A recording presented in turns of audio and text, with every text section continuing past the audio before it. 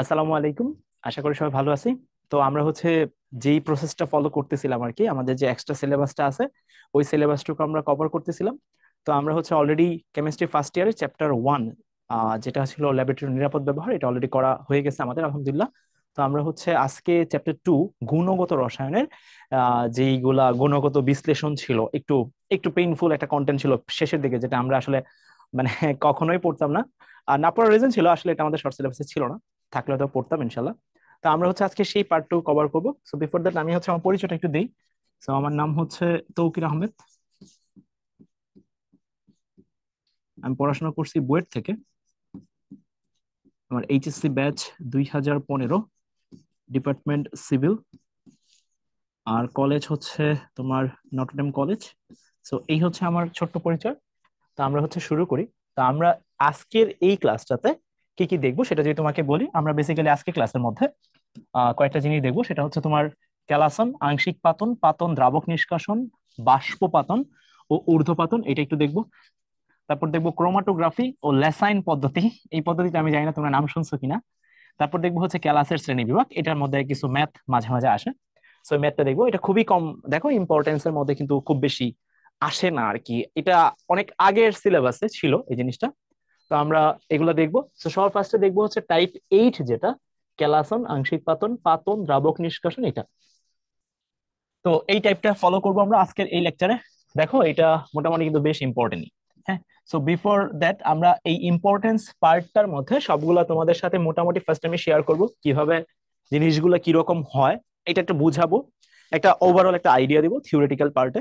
তারপর আমরা কিছু এমসিকিউ সলভ করবো, এজ ইউজুয়াল যেটা করতেছিলাম ওইটাই আমরা ফলো করবো ইনশাল্লাহ। তো আমরা চলো শুরু করি।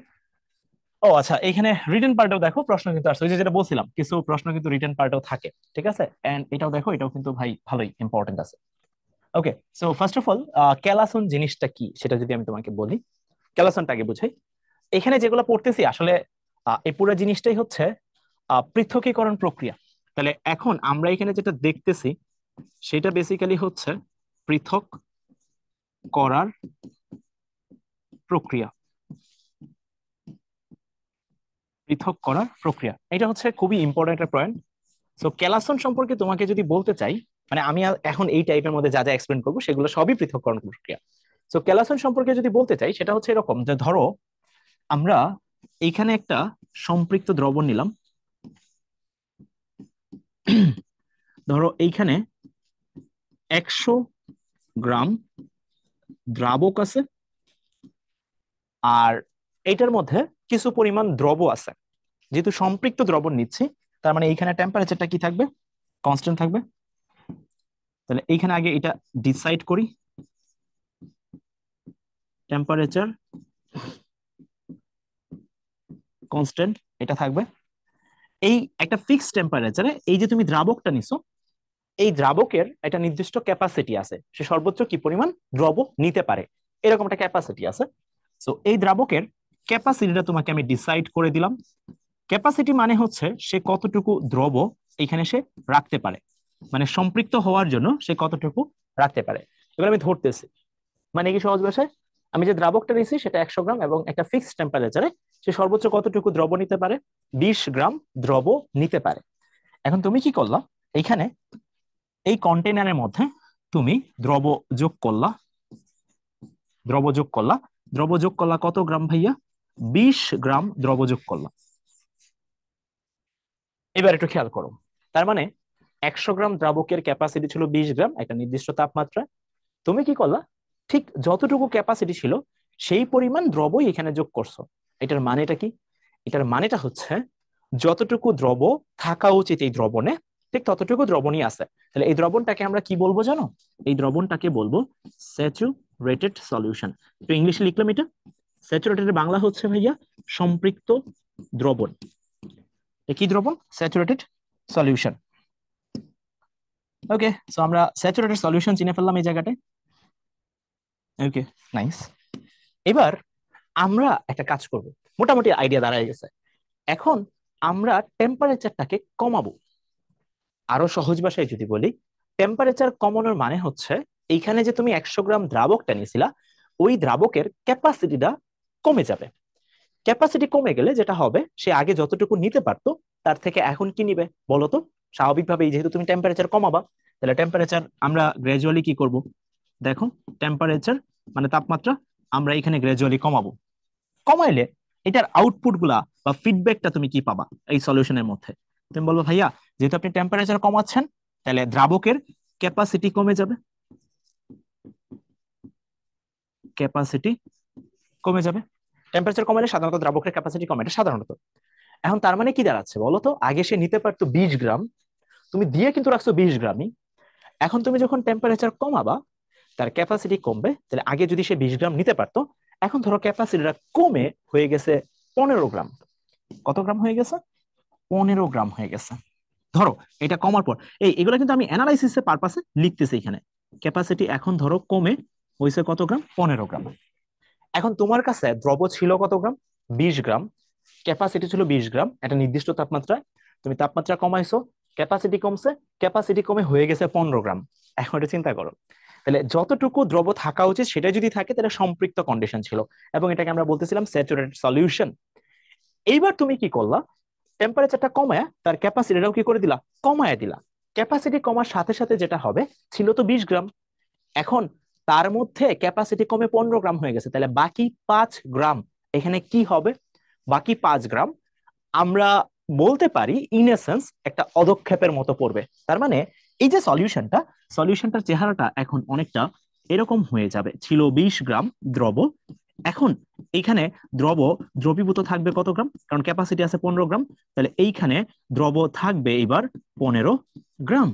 তাহলে বাকি এইখানে রেস্ট অফ দ্য পার্ট বাকি কয় গ্রাম? 5 গ্রাম। এইখানে তোমার মতে বা আমার মতে যেটা মনে হচ্ছে, যেটা তলানি আকারে পড়ে যাবে, সেটাই বেসিক্যালি ক্যালাসন।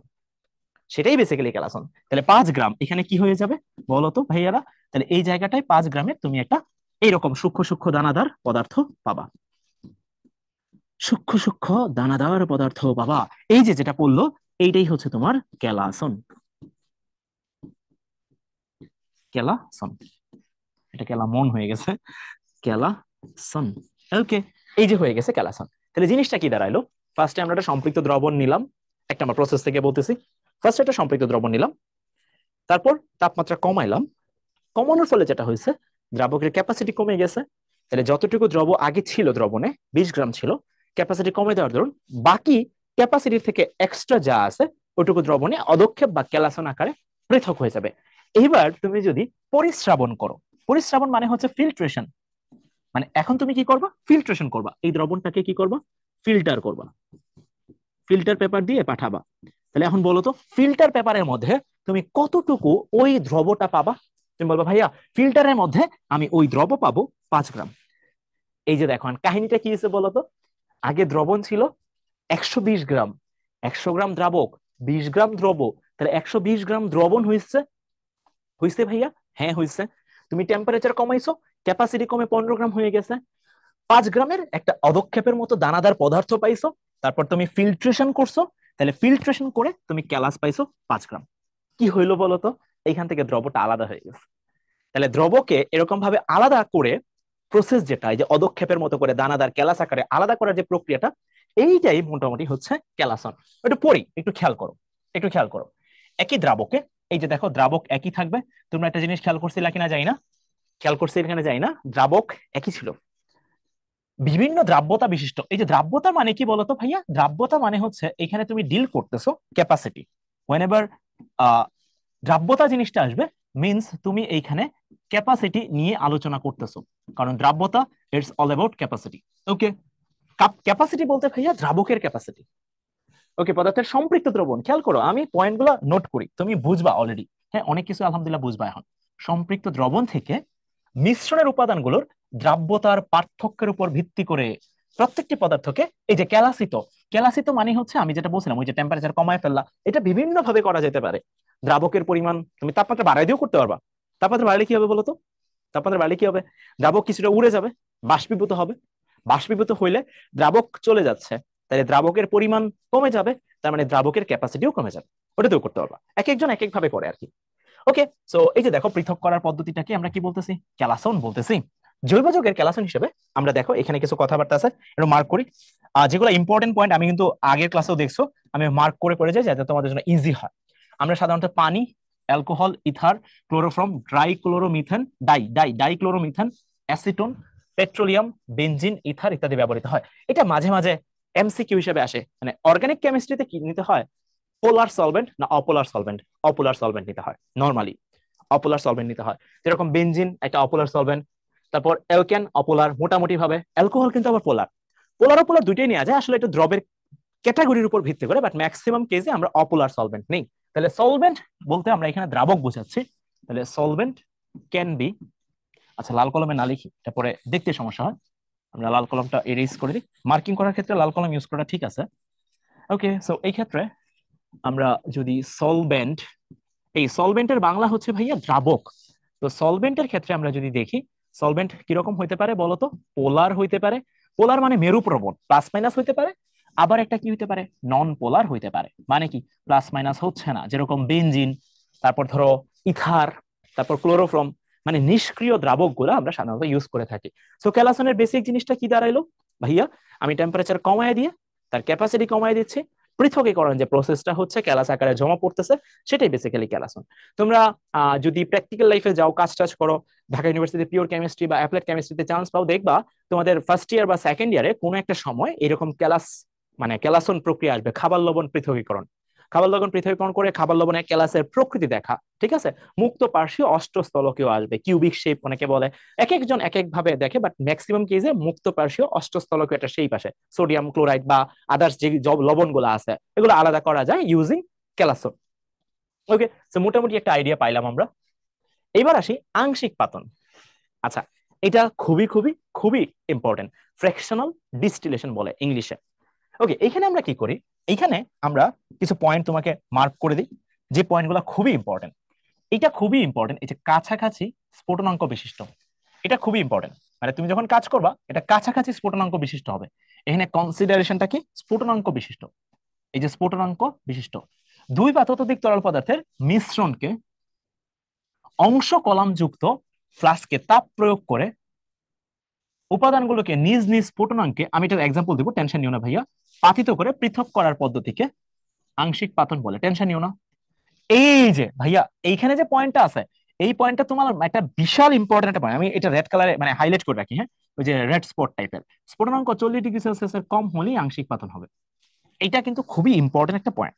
এটার মধ্যে টুইঙ্কেল টুইঙ্কেল 3 স্টার দিয়ে রাখলাম। ওকে, সো স্ফুটনাঙ্ক 40°C কম হলে আমরা কি করব, আংশিক পাতন করব। জিনিসটা তোমাদেরকে একটু আইডিয়া দিই। তোমরা একটা রিয়াকশন করছিলা, উডস বিক্রিয়া নামে একটা বিক্রিয়া ছিল, তোমরা পড়ছিলা মনে হয়, আমার যতটুকু মনে পড়ে। আসলে উডস না, উডস ফেটিক। মনে করে দেখো যে আমরা যদি দুইটা অ্যালকাইল হ্যালাইড নিই এবং দুইটা অ্যালকাইল হ্যালাইড যদি আলাদা হয়ে যায়, তাহলে 2Na প্লাস এক্স আর 2, এটা যদি হয়, আর এইখানে যদি হচ্ছে আমার থাকে ড্রাই ইথার, এটা যদি থাকে এই জায়গাটায়, তাহলে এইখানে আমরা যেটা করতে পারি, এই হ্যালোজেন আর এইখানকার সোডিয়াম এরা বিক্রিয়া করে এখান থেকে 2NX তৈরি করে ফেলবে, এবং তোমার মাথায় থাকার কথা যে R1 R2 এরকম একটা কম্পাউন্ড আসা উচিত। বাট প্র্যাকটিক্যাল লাইফে এত সুন্দর প্রোডাক্ট আসে না। প্র্যাকটিক্যাল লাইফে সুন্দর প্রোডাক্ট আসে না বলতে এখানে কম্বিনেশন প্রোডাক্ট আসে। কম্বিনেশন প্রোডাক্ট বলতে ভাইয়া কিরকম, 3টা প্রোডাক্ট আসে এখানে। একটা প্রোডাক্ট আসে হচ্ছে R1, আর একটা প্রোডাক্ট আসে কি ভাইয়া, R1 R2, তারপর অ্যানাদার প্রোডাক্ট আসে R2 এরকম 2টা প্রোডাক্ট আসে, মানে 3টা প্রোডাক্ট আসে। আর কি তৈরি হয়, সাথে নাক্স তৈরি হয়, সাথে কি তৈরি হয়, নেক্স বা নাক্স হোয়াট এভার ইউ সে, নাক্স তৈরি হয়। সো এটা ছিল আমার একটা বেসিক কথা। এখন দেখো এরা সবাই কি তৈরি হয়েছে বলো তো, তুমি যদি চিন্তা করো এখানে সবাই কি অ্যালকেন তৈরি হয়েছে না? হ্যাঁ ভাইয়া, সবাই এখানে অ্যালকেন তৈরি হয়েছে। সো এরা কিন্তু সবাই এখানে অ্যালকেন। এই যে মিশ্রণটা তৈরি হয়েছে অ্যালকেন, এটা কিন্তু একটা অ্যালকেনের মিশ্রণ তৈরি হয়েছে। এবার এটাকে যদি আলাদা করতে চাও তাহলে কি করতে হবে, আংশিক পাতন লাগবে। কারণ হচ্ছে এখানে পাশাপাশি মোটামুটি ভাবে পাশাপাশি একটা অ্যালকেনের মিশ্রণ তৈরি হয়। লাইক ধরো এটা যদি ইথেন হয়, এটা প্রোপেন, এটা বিউটেন হয়েছে, ধরো আমি এটা ধরতেছি। তার মানে কি, এই মিশ্রণটা যদি তুমি পাইলে এটাকে আলাদা করতে হবে। সো এটাকে আলাদা করার জন্য আমরা বেসিক্যালি কাকে ইউজ করি, এই জন্য কিন্তু ল্যাবরেটরিতে আমরা এই বিক্রিয়াটা করি না অ্যাকচুয়ালি। এখানে আলাদা করতে চাই, তার মানে আমি পৃথক যদি করতে চাই, তাহলে এখানে কি করব, আংশিক আংশিক পাতন করব। পৃথক করতে চাইলে আংশিক পাতন করব। এটার খুব একটা ভালো এক্সাম্পল আছে তোমার মনে থাকার কথা। ধরো তোমরা ওই যে পড়ছিলা ক্রুড অয়েল থেকে আলাদা করা, তোমাদের মনে থাকার কথা। ধরো এইখানে ধরো ধরো আমার এইখানে বিভিন্ন রকম একটা ক্রুড অয়েল আছে, অপরিশোধিত তেল, ক্রুড অয়েল, ক্রুড অয়েল। তো আমরা এখানে কি করি জানো? হিট অ্যাপ্লাই করি, হিট অ্যাপ্লাই করি, হিট অ্যাপ্লাই করি, HEAT, হিট। আমরা এখানে হিট অ্যাপ্লাই করি। সো ক্রুড অয়েলের মধ্যে কিন্তু বিভিন্ন অ্যালকেনের কম্বিনেশন বা মিক্সচার থাকে। সো তুমি যখন হিট অ্যাপ্লাই করবা এই ক্রুড অয়েল ভেপারাইজড হবে। যার স্ফুটনাঙ্ক কম সে সবার আগে এইখানে বাষ্পীভূত হয়ে উপরে চলে আসবে, সবার আগে বাষ্পীভূত হয়ে উপরে চলে আসবে যার স্ফুটনাঙ্ক কম। তাহলে এখন কি হবে জানো? ধরো এখানে ক্রুড অয়েলের মধ্যে তিনটা কম্বিনেশন অ্যাভেলেবেল আছে। ধরো আমি ধরলাম যে এ একটা কম্বিনেশন অ্যাভেলেবেল আছে, বি আরেকটা কম্বিনেশন অ্যাভেলেবেল আছে, সি আর একটা কম্বিনেশন অ্যাভেলেবেল আছে। ঠিক আছে, এখন তুমি হিট অ্যাপ্লাই করলা, এ এর স্ফুটনাঙ্ক সবচেয়ে কম, তাহলে সবার আগে কে চলে যাবে? এখানে চলে আসবে এ। তারপর আমরা কি করবো বলতো? একে এখানে কালেক্ট করে ফেলবো। তাহলে এ কালেক্ট হয়ে যাবে। তাহলে এ কি হয়ে গেছে বলতো ভাইয়া? আলাদা হয়ে গেছে। হিট বাড়াইতে থাকবো, এরপরে কে যাবে? এরপরে যাবে বি। এরপরে আমরা কাকে কালেক্ট করব? বি কে কালেক্ট করে ফেলবো। তোমরা এটা ক্রুড অয়েলের মধ্যে বেসিক জিনিস এটাই। এরপরে সবার লাস্টে কে যাবে? এরপরে সবার লাস্টে যাবে হচ্ছে আমার সি, কারণ সি এর স্ফুটনাঙ্ক সবচেয়ে বেশি ছিল, যার জন্য অনেক তাপ দেওয়ার পর সে ভ্যাপারাইজড হয়েছে। তাহলে এইখানে সি যাবে এবং সি কে পরবর্তীতে আমরা এইখানে কালেক্ট করে ফেলবো, কালেক্ট করে ফেলবো। That's it. সো পুরো জিনিসটা কি দাঁড়াইছে? স্ফুটনাঙ্ক বা মানে বাষ্পায়ন করব সহজ ভাষায়। আমি হিট অ্যাপ্লাই করবো, ক্রুড অয়েলের মধ্যে তিনজন ছিল, এ বি সি এরকম তিনজন ছিল। আমরা হিট দিছি, এ সবার আগে বাষ্প আকারে উপরে চলে গেছে, তাকে কালেক্ট করে ফেলছি। তারপর কিছুক্ষণ পর আরো তাপ বাড়াইতেছি, তারপর বি বাষ্পীভূত হয়েছে, বি উপরে চলে যাবে, কারণ বাষ্প তো নিচে থাকে না, বাষ্প চলে যায় উপরে। তাহলে বি উপরে চলে গেছে, তারপর তাকে আলাদা করে ফেলবো, সি। আচ্ছা এখন এখানে 40°C এর ব্যাপারটা কেন আসে? কারণ আমি যখন হিট অ্যাপ্লাই করতে থাকবো গ্রাজুয়ালি অনেক বেশি ডিফারেন্স আসে, এটা অনেকক্ষণ ওয়েট করতে হবে। আচ্ছা আরেকটা ব্যাপারও আছে, আমরা যখন প্র্যাকটিক্যাল লাইফে কাজ করতে যাব এটা কিন্তু খুব বেশি আহ মানে বেনিফিশিয়াল না। কারণ ধরো তুমি একটা অ্যালকানের মিক্সচার বানাইলা, সেটা থেকে আবার আলাদা করতে যাচ্ছ, অনেক খরচ, কিন্তু বেশ খরচে। মানে সহজ ভাষায় আমাদের গ্রামে একটা প্রবাদ বলে, খাজনা চেয়ে বাজনা বেশি। ঠিক আছে, এইখানে খাজনা চেয়ে বাজনা বেশি হবে, করতে পারবা। মানে এই বিক্রিয়াটা আমরা প্র্যাকটিক্যাল লাইফে কিন্তু করি না, বুঝছো? মানে তোমাকে যদি বলা হয় ওই যে বিজনেস পারপাসে তুমি যদি করতে চাও, তুমি একটা ধরো বিজনেস কোম্পানির ওনার বা সরি মার্কেট কোম্পানির ওনার বা এরকম অ্যালকেন প্রডিউস করো, তাহলে তুমি কখনোই এটা করবা না আর কি। কারণ তৈরি হওয়ার পর তারপর তোমাকে আবার আংশিক পাতন করতে হবে। সো এটা কিন্তু বেশ ঝামেলাদায়ক। তো আমরা আংশিক পাতন কি করলাম? সহজ ভাষায় স্ফুটনাঙ্কে প্রায়োরিটি দিলাম, তারপর 40°C এর কম হলো, প্রায়োরিটি দিলাম, এবং এই রিয়াকশনটা উপর আংশিক পাতন অ্যাপ্লাই করলাম। এটা হচ্ছে তোমার অ্যাপ্লিকেশন। আংশিক পাতনের যে প্রপার একটা অ্যাপ্লিকেশন আছে আমাদের জীবনে, মানে যদি তুমি কখনো করে ফেলো তাহলে তো করলাই, তাহলে সেক্ষেত্রে অ্যাপ্লিকেশনটা হচ্ছে এটা। ওকে, সো মোটামুটি আংশিক পাতন নিয়ে আমার মনে হয় আইডিয়া ক্লিয়ার হয়ে গেছে, যে একটা মিশ্রণের মধ্যে যদি অনেক পদার্থ চলে আসে সেটাকে আলাদা করার প্রসেসটাই হচ্ছে আংশিক পাতন। এবার সাধারণ পাতন। পাতনের মধ্যে দুইটা জিনিস থাকবে, মনে রাখবা। পাতনের মধ্যে যখনই তুমি পাতন দেখবা, পাতনের মধ্যে দুইটা জিনিস থাকবে, একটা হচ্ছে তোমার বাষ্পীভবন আর থাকবে ঘনীভবন। জিনিসটা কিরকম? আমি ফার্স্টে যেটা করব, বাষ্পীভবন করব।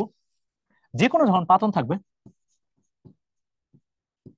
পাতনের মধ্যে দুইটা জিনিস থাকবে, এটা ভালো করে মনে রাখবা, এটা কিন্তু এমসিকিউ আসে।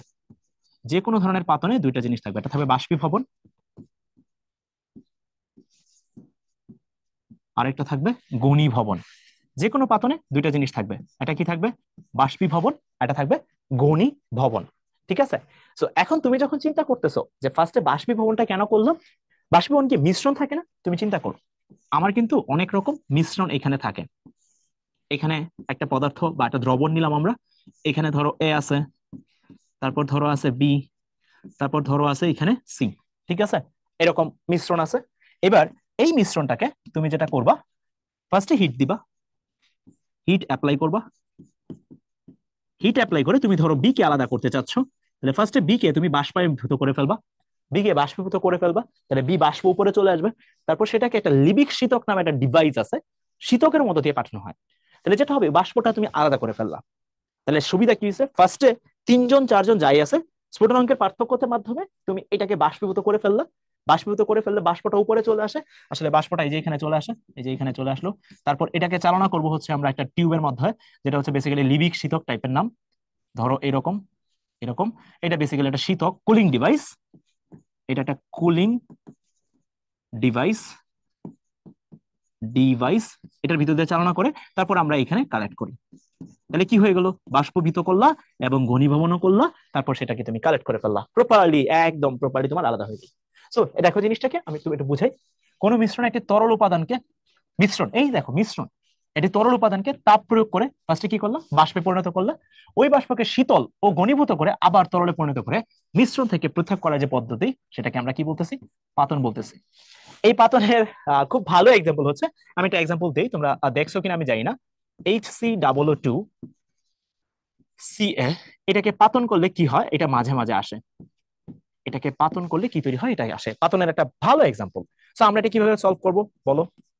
সো এটাকে সলভ করার উপায় হচ্ছে HCO আমরা এইভাবে লিখি, এখানে লিখবো O মাইনাস, মানে দুইটা আছে তো HC ক্যালসিয়াম ফরম্যাট দুইটাকে লিখে ফেলবো আগে, HCO, এখানে লিখে ফেলবো O মাইনাস, তারপর এখানে কি আছে রে, ক্যালসিয়াম 2+ আছে ভাই। তাহলে এইবার আমরা যেটা করবো ফার্স্টে লাইমস্টোন বা চুনা পাথরটা বানাই ফেলবো, ক্যালসিয়াম কার্বনেট। তাহলে ক্যালসিয়াম কার্বনেট যদি বানাইতে চাও তাহলে ক্যালসিয়াম লাগবে একটা, কার্বন লাগবে একটা, অক্সিজেন লাগবে 3টা। দেখো আমি যদি ক্যালসিয়াম কার্বনেট বানাই, ফার্স্টে ক্যালসিয়াম কার্বনেট বানাই ফেলবো, এই যে এই বক্সের মধ্যে বিলিভ করো ভাইয়া, দেখো ক্যালসিয়াম কার্বনেট আছে, CaCO3 আছে, তাহলে তোমার হাতে রিমেইনিং পার্ট যেটা আছে সেটাকে এখন জুড়ে দিবা। এইটা আর এটাকে তুমি কি করবা, এবার জাস্ট অ্যাড করে দিবা। তাহলে এইখানে তুমি যেটা পাবা ক্যালসিয়াম কার্বনেট, আর কি পাবা, HCHO, HCHO মিথানল পাবা। তাহলে দেখো কি হলো, পাতনের মাধ্যমে এই যে দুইটা পদার্থ আলাদা হয়ে গেল। সুবিধা কি, আমরা খুব সহজে ফরমালিন তৈরি করে ফেললাম। তার মানে ফরমালিন তৈরির যে প্রসেসটা, তুমি ফরমালিনের নাম শুনছো, ফরমালিন তৈরির যে অ্যাপ্লিকেশনটা আছে ওটার মধ্যে কিন্তু পাতন বেশ কানেক্টেড। আশা করি বুঝছো জিনিসটা। ওকে, ক্লিয়ার এই জিনিসটা আশা করি। এবার আসো দ্রাবক নিষ্কাশন, এটা কি দাঁড়ালো। দ্রাবক নিষ্কাশন জিনিসটা খুব মজার। দ্রাবক নিষ্কাশনের পুরো সেটআপটা আমি বলি ফার্স্টে। এখানে আচ্ছা আমি পুরো জিনিসটা আগে একটু সংজ্ঞা দিয়ে বোঝানোর চেষ্টা করি। একটা দ্রবণ, দ্রবণের মধ্যে বেসিক্যালি দ্রব থাকে আর দ্রাবক থাকে। এখন নিষ্কাশন এই কথাটার মানে কি জানো হেরা, নিষ্কাশন, আচ্ছা অন্য কালারটা নেই, এই যে নিষ্কাশন এই কথাটার মানে হচ্ছে পৃথকীকরণ, সহজ ভাষায় নিষ্কাশন মানে হচ্ছে পৃথক, আলাদা করা। কাকে আলাদা করবা, দ্রাবককে আলাদা করবা। এটা কিন্তু বেশ টাফ, একটা দ্রবণ থেকে একটা দ্রাবককে আলাদা করা। তুমি বললা মানে ফু মারলা বা একটা কিছু বলে ফেললা হয়ে গেল, ব্যাপারটা কিন্তু এমন না, এটা কিন্তু অনেক পেইনফুল একটা কাজ। তখন আমরা কি করি, এখানে দ্রাবককে আলাদা করার পরিবর্তে আমি যদি সামহাও, দেখো তো মানুষ আছে দুইজন, ধরো আমি আর তুমি একটা রুমে আছি, হ্যাঁ একটা রুমে আছি, এখন বলো তোদের দুইজনকে আমি আলাদা করতে চাই। এখন কেউ যদি এসে বলে ভাই আমি তৌকিরকে নিয়ে চলে গেলাম, এখানে যে থাকবে ধর এক্স একটা মানুষ, সে কিন্তু অটো আলাদা হয়ে যাবে, কারণ আমাকে আলাদা করে ফেলা মানে তুই আলাদা হয়ে গেছিস, বুঝছিস না, মানুষ তো দুইজন। তো একজনকে যদি তুমি সামহাও আলাদা করে ফেলতে পারো তাহলে আরেকজন অটো আলাদা হয়ে যাবে। ক্লিয়ার কথাটা। সো এটা দ্রবণে দুইটা পার্ট থাকে, এটা থাকে দ্রব, এটা কি থাকে দ্রাবক। সো আমি যদি সামহাও দ্রবকে আলাদা করে ফেলতে পারি তাহলে দ্রাবক অটো আলাদা হয়ে যাবে। এটা কিন্তু ভাইস ভার্সাও, তুই যদি দ্রাবক আলাদা করে ফেলতে পারো তাহলে কিন্তু দ্রব আলাদা হয়ে যাবে। সো আমি প্র্যাকটিক্যাল লাইফে যখন কাজ করতে যাই আমরা কিন্তু হচ্ছে দ্রাবক আলাদা করি না, আমরা বেসিক্যালি দ্রব আলাদা করি, তাহলে স্বাভাবিকভাবে দ্রাবক আলাদা হয়ে যায়। প্রসেসটা কিরকম থাকে, ফার্স্টে এখানে একটা দ্রবণ থাকে, ফার্স্টে আমরা একটা দ্রবণ নেই, তারপর বাইরে থেকে একটা দ্রাবক যোগ করা হয়, দ্রাবক যোগ করা হয়। এই দ্রাবকের মধ্যে এইখানে যে দ্রব থাকে, এইখানে যে দ্রব থাকে এই দ্রবটা, এই দ্রাবের মানে এই দ্রবের দ্রাব্যতা এই দ্রাবকে অনেক বেশি থাকে, এই দ্রবের দ্রাব্যতা এই দ্রাবকে অনেক বেশি থাকে। এবার তুই ঝাঁকা। তো নর্মালি আমি যদি এইভাবে চিন্তা করি যে একটা টেস্ট টিউবে নিয়ে বা বুলেট নিয়ে, ধর এখানে আমি বুলেট নিলাম, এখানে বুলেট নিলাম, এখানে একটা দ্রবণ রাখা আছে, সিম্পলি চিন্তা করলে এইখানে আমি একটা দ্রবণ রাখলাম, তার মানে এখানে দ্রব আছে আবার কি আছে, দ্রাবকও আছে। তারপর বাইরে থেকে একটা দ্রাবক যোগ করব। এবার এই দ্রাবকের মধ্যে এই দ্রবের দ্রাব্যতা অনেক বেশি হয়, তখন যখন ঝাঁকানো হবে তখন যেটা হবে এই দ্রাবকের মধ্যে এই দ্রবগুলো দ্রবীভূত হয়ে যাবে। দ্রবীভূত হয়ে গেল, তাহলে দেখ এখান থেকে দ্রবটা কি হয়ে যাচ্ছে, ওই দ্রাবকে চলে যাচ্ছে, তাহলে দ্রব আলাদা হয়ে যাচ্ছে, ওই দ্রাবকে চলে যাচ্ছে। মানে এখানে তো একটা দ্রবক আছে, দ্রাবক ধর নাম দেই তাহলে সুবিধা হবে, ধর এটা হচ্ছে দ্রাবক এক্স, এটা একটা দ্রাবক, এটা হচ্ছে ওয়াই, আর বাইরে থেকে তুই আরেকটা দ্রাবক যোগ করছস, এটা হচ্ছে ধর জেড। মানে আগে থেকে থাকা দ্রবণে এই পরিমাণ দ্রব আর দ্রাবক ছিল, তুই বাইরে থেকে আরেকটা দ্রাবক যোগ করছস, এবার তুই এটাকে ঝাঁকাইতেছস। এবং আমি তোরা বলে দিছি যে এই দ্রবের দ্রাব্যতা এই দ্রাবকে অনেক বেশি, তাহলে কি হবে যখন ঝাঁকাবি এইটা এই দ্রাবকে বেশি পরিমাণ দ্রবীভূত হয়ে যাবে। তাহলে কি হচ্ছে বলতো বেসিক মেকানিজমটা, এখান থেকে দ্রব এই দ্রাবক থেকে এবার ওই দ্রাবকে চলে যাচ্ছে, তাহলে দ্রব আলাদা হয়ে যাচ্ছে। দ্রব আলাদা হয়ে যাওয়ার মানে কি দ্রাবকও আলাদা হয়ে যাচ্ছে। সো বেসিক থিং হচ্ছে এটাই, বাইরে থেকে একটা দ্রাবক যোগ করে আগে থেকে থাকা এক্সিস্টিং দ্রবকে ওই দ্রাবকে দ্রবীভূত করে ফেলবো। সুবিধা কি হবে, এখান থেকে দ্রব চলে যাবে, তাহলে দ্রাবক আলাদা হয়ে যাচ্ছে। সো বেসিক জিনিস এটাই। আমি একটু পড়ি, দেখ বুঝোস কিনা। যে প্রক্রিয়ায় কোনো দ্রাবকে একাধিক পদার্থের একটি দ্রবণ থেকে অন্য কোনো উপযুক্ত, মনোযোগ দিয়ে দেখিস, দ্রাবকে এই যে দ্রবীভূত করে মিশ্রণের একটি নির্দিষ্ট পদার্থকে পৃথক করা হয়, তাকে কি বলা হয়, দ্রাবক নিষ্কাশন বলা হয়। পৃথকীকরণের ক্ষেত্রে আদর্শ দ্রাবক, এই যে এটা কিন্তু খুবই ইম্পর্টেন্ট একটা এমসিকিউ, ইথার। এটা আমি 3 স্টার মার্কা, 3 স্টার 3 স্টার 3 স্টার, তাড়াতাড়ি 3 স্টার। পৃথকীকরণের ক্ষেত্রে আদর্শ দ্রাবক হলো ইথার। অন্যান্য কিছু দ্রাবকও আছে, এমন না নাই, বেনজিন এটা বেশ ভালো দ্রাবক। তারপর ক্লোরোফর্ম থাকা উচিত, টোলুইন থাকা, হ্যাঁ এই যে chloroform, carbon disulphide, chloroform, toluene, তারপর পেট্রোলিয়াম, ইথার, এই যে এগুলা। সো এটা হচ্ছে তোর দ্রাবক নিষ্কাশনের বেসিক কথাবার্তা। সো আশা করি সবাই বুঝতে পারছি পুরো জিনিসটা আমরা কিভাবে করি, হোপসো সবারই ক্লিয়ার।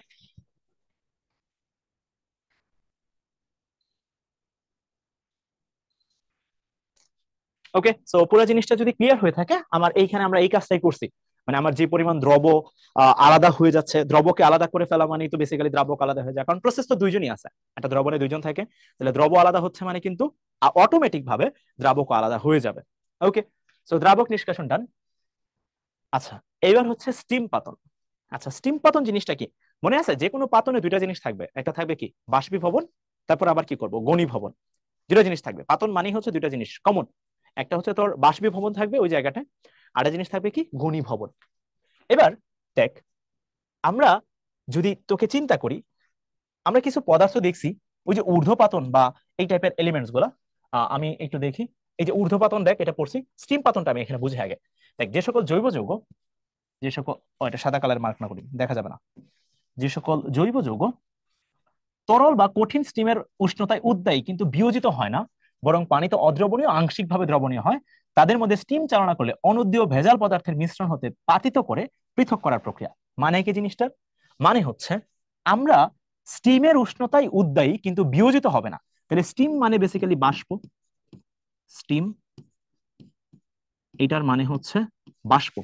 তো আমরা এখানে যেটা করি, এই স্টিমের উষ্ণতায় তাকে ভোলাটাইল করে ফেলি। মানে ধর একটা মিশ্রণের মধ্যে, আমি বোঝানোর জন্য এইভাবে বলি, বুঝবি না আসলে, ডায়াগ্রাম দিয়ে বোঝানো উচিত, এগুলা ফিল করা যায় মোটামুটি। আসলে এগুলা প্র্যাকটিক্যাল ওয়ার্ক, পুরোটাই প্র্যাকটিক্যাল ওয়ার্ক। ধর এখানে এ আছে আর বি আছে, আমি বি কে আলাদা করতে যাচ্ছি। এখন বি নর্মালি, এই যে দেখ স্টিমের উষ্ণতায় উদ্যানী কিন্তু বিয়োজিত হয় না, স্টিমের উষ্ণতায় উদ্দায়ী হয়, মানে তার মধ্যে তুই যদি হিট অ্যাপ্লাই করস, সে উদ্দায়ী হয়ে যাবে, বাষ্প আকারে উপরে উঠে আসবে, কিন্তু সে বিয়োজিত হবে না। তাহলে সুবিধাটা কি হবে, অনেক সুবিধা হবে, বরং পানিতে অদ্রবণে, এগুলা নর্মাল কথাবার্তা। এবার অনুদ্রীয় ভেজাল পদার্থের মিশ্রণকে হতে পাতিত করে, তাহলে আমরা কি করবো, এখানে হিট অ্যাপ্লাই করবো আগের মতোই। হিট বলা ঠিক না, আমরা এখানে বেসিক্যালি স্টিম অ্যাপ্লাই করব, স্টিম অ্যাপ্লাই করব, STEAM, স্টিম অ্যাপ্লাই করব। স্টিম অ্যাপ্লাই করলে বি তো উদ্দায়ী হবে, তাহলে বি এর এইখানে, বি এর কি চলে আসবে বলতো, বাষ্প চলে আসবে, বাষ্প চলে আসবে। তারপর মনে আছে কি করব আমরা, হ্যাঁ ভাইয়া মনে আছে। এখন আমরা কি করব, ওই যে এখানে একটা চেম্বার লাগায়া শীতকের মধ্য দিয়ে তাকে পাঠাবো, শীতকের মধ্য দিয়ে পাঠায় তারপর এখানে কালেক্ট করব। এই যে শীতক, কুলিং ডিভাইস, আগের মতোই শীতল করে তারপর এটাকে আমরা কালেক্ট করে ফেলবো, দ্যাটস ইট। তাহলে এটা হচ্ছে স্টিম পতন। এখন আমরা এখানে কি করি, এখানে আসলে হিট অ্যাপ্লাই করি না, আমরা অ্যাপ্লাই করি এমন জিনিস যাতে স্টিম অ্যাপ্লাই করে। হিট অ্যাপ্লাই করলে কিন্তু এও চলে আসতে পারে, তাহলে আমরা কিন্তু এখানে কখনোই হিট অ্যাপ্লাই করি না, আমরা আসলে এখানে অ্যাপ্লাই করি কি স্টিম। এটা কিন্তু খেয়াল রাখতে হবে, আমরা এখানে অ্যাপ্লাই করি স্টিম, মানে হচ্ছে বাষ্প, সহজ ভাষায় বাষ্প দিয়ে কাজ করে আর কি, সহজ ভাষায়। ঠিক আছে, এটার খুব কিছু এক্সাম্পল আছে, ছেলেরা ভালো রিলেট, মেয়েরাও ভালো রিলেট করতে পারবে। মনে তাদের একটু রিলেট করে, যেরকম ধর আমি মাঝে মাঝে যখন ওই যে চুল টুল কাটাইতে যাই, তখন আমরা মুখে ফেসিয়াল করাই না, ছেলেরা মেয়েরা সবাই করায়। তো যখন ফেসিয়াল করে আমাদের মুখে কিন্তু অনেক, এখানে অনেক ভেজাল বা অপদ্রব্য বা তৈলাক্ত কিছু জিনিসপত্র থাকে, তখন দেখবি সেলুন যে থাকে নাপিত বেসিক্যালি, হ্যাঁ, বা বারবার সো ওরা কি করে দেখবি ওই যে একটা পানি নিয়ে ডিভাইসের মতো নিয়ে এসে গরম দেয় তার মুখে, মানে একটা ভেপ দেয়, বাষ্প দেয়। কি হয় বলতো, এইখানে যে এলিমেন্টস গুলো থাকে সেটা এই বাষ্পের সাথে বিক্রিয়া করে আলাদা হয়ে যায়, তখন পানি দেয়, পানি দিলে তোর মুখ থেকে ওটা চলে যায়। তোরা কি রিলেট করতে পারছো জিনিসটা? সো এটা কিন্তু বেশ ভালো একটা এক্সাম্পল হচ্ছে স্টিম পাতনের। সো এটা অনেকটা রিলেটেড, পারফেক্টলি রিলেটেড বলবো না, বাট মোটামুটি রিলেটেড। খুব ভালো এক্সাম্পল হচ্ছে ওই যে বললাম তো, ছেলেরা বা মেয়েরা ফেসিয়াল করার সময় আমাদের মুখের মধ্যে যেটা স্টিম অ্যাড করি সেটা বেসিক্যালি হচ্ছে স্টিম পাতনের খুব একটা ভালো এক্সাম্পল। ওকে, সো এটা ক্লিয়ার আশা করি। আমি কিন্তু তোদেরকে আসলে রিলেট করার জন্য বলছি, things are not like this actually, so এটা খেয়াল রাখিস ভাই। মানে দেখা গেলো এমন হলো যে ভাই তো বলছে, আরে মানে নাপিতরে যায় বোঝানো শুরু করলি যে এটা হচ্ছে ভাই স্টিম পাতন, বুঝেন কিনা, আসেন আপনার একটু বুঝাই, আমি তো ভাইয়ের কাছ থেকে শিখছি। ব্যাপারটা এরকমও না, একদম ট্রুলি ওটা না আর কি, বাট অন এন এভারেজ মোটামুটি মিলে। আচ্ছা দেখ, এবার ঊর্ধ্বপাতন, এটা যদি তোকে বুঝাই, ঊর্ধ্বপাতন সম্পর্কে কিছু আইডিয়া দিই। ঊর্ধ্বপাতনের খুব ভালো এক্সাম্পল হচ্ছে, আমি এক উদাহরণগুলো মার্ক করি, এটা পরীক্ষা আসে। হ্যাঁ, এটা পরীক্ষা আসে। কর্পূর, ন্যাপথালিন, ক্যাম্ফর না ক্যাম্ফার বলে কিছু একটা ইংলিশে বলে, তারপর নিশাদল, তারপর হচ্ছে বেনজুইক অ্যাসিড, এরকম আর কি। হ্যাঁ, আচ্ছা, তো এখানে কি হয়, যে প্রক্রিয়ায় কোনো কঠিন পদার্থকে তাপ দ্বারা সরাসরি, এই যে তাপ দ্বারা কি করবো ভাই, সরাসরি বাষ্পে তরলে পরিণত হবে না। এবার খেয়াল কর, আগের বার কিন্তু আমরা শীতল করে কি নিয়েছিলাম, তাকে কালেক্ট করে ফেলছিলাম, তার ভৌত অবস্থায় নিয়ে আসছিলাম, শীতল করে আবার পুনরায় কিসে নিয়ে আসবো, পুনরায় সরাসরি কঠিন পদার্থ রূপে বিশুদ্ধ অবস্থায়। এটা কিন্তু খুবই ইম্পর্টেন্ট। ওই যে তোরা যেটা বললাম, তোর মুখটা কিন্তু একদম ক্লিন হয়ে যায়। হ্যাঁ, তুই যদি ইয়া করে আসোস তাহলে তোর মুখে কিন্তু কোনো আর ভেজাল বা অপদ্রব্য থাকে না, তো একদম বিশুদ্ধ অবস্থায় পাওয়া যায়, তাদেরকে বেসিক্যালি হচ্ছে আমরা ঊর্ধ্বপাতন বলতেছে। এটা কিন্তু খুবই একটা ইম্পর্টেন্ট পয়েন্ট। এই যে three star, twinkle twinkle three star, ঠিক আছে, থ্রি স্টার। লিটল স্টার কিন্তু আমাদের জীবনে আর নাই আসলে, সেই ছোটবেলার টুইঙ্কেল টুইঙ্কেল লিটল স্টার এটা কিন্তু আর নাই, এখন সবই টুইঙ্কেল টুইঙ্কেল থ্রি স্টার, তারা যথেষ্ট বড় হয়েছে। আচ্ছা, ওকে, সো এবার এখানে পুরো জিনিসটার একটা সামারি দেওয়া আছে। দেখ, আমরা কঠিন জৈব যৌগের বিশোধনের জন্য তাহলে কি কি প্রসেস পাইলাম। ফার্স্ট পরিশ্রবণ, পরিশ্রবণ হচ্ছে ইন এসেন্স ফিল্ট্রেশন। এখানে যে এক নাম্বার কথাটা বলা হয়েছে, পরিশ্রাবণ, এটা ইটস অল অ্যাবাউট ফিল্টারিং করা।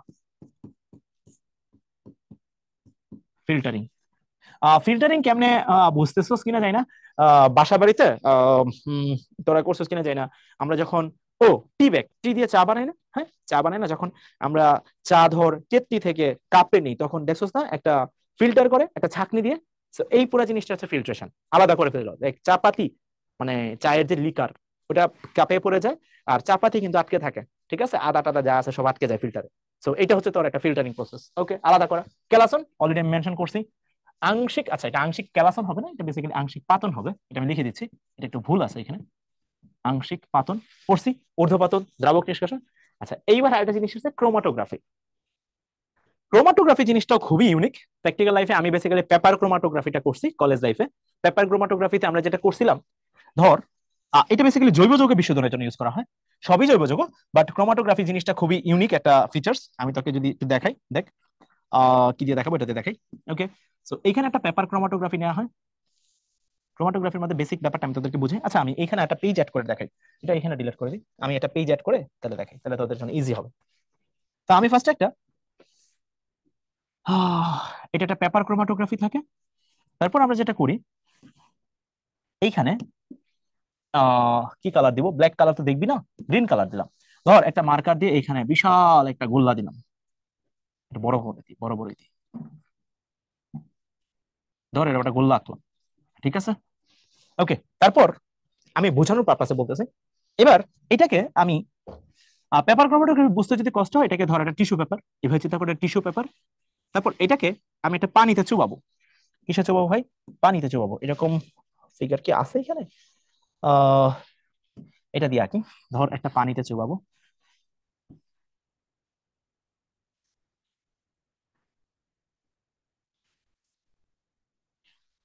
এখান থেকে টানি, এই ধর এখানে পানিতে চুবাইলাম।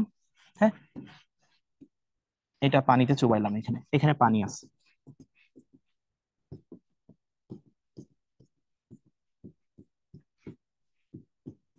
এই যেরকম আছে, ঠিক আছে। এটা একটা পানি দ্রবণের মধ্যে এটা চুবাই দিলাম। এখন তোরা দেখছোস কিনা যাই না, তোরা যদি সামনে এটা টেস্টটা ক্লাস যদি দেখতে থাকোস, একটা টিস্যু পেপারকে পানিতে চুবাই দেখতে পারোস।